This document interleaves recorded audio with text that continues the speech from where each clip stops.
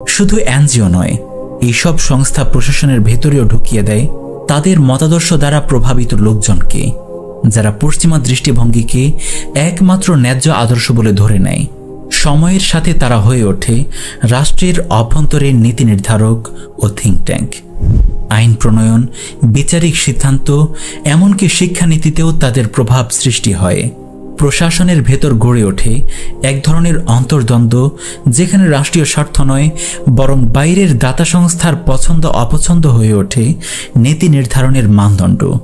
আর এর সবচাইতে নিকটতম উদাহরণ হিসেবে আমরা দেখতে পাই 5ই আগস্টের পরবর্তী সময়ে বাংলাদেশে গঠিত ইন্টারিম গভর্নমেন্টের মাঝে, যার অধিকাংশ সদস্যই পশ্চিমা মদতপুষ্ট, পশ্চিমাদের দ্বারা লালিত পালিত এবং এনজিওর সাথে সংশ্লিষ্ট।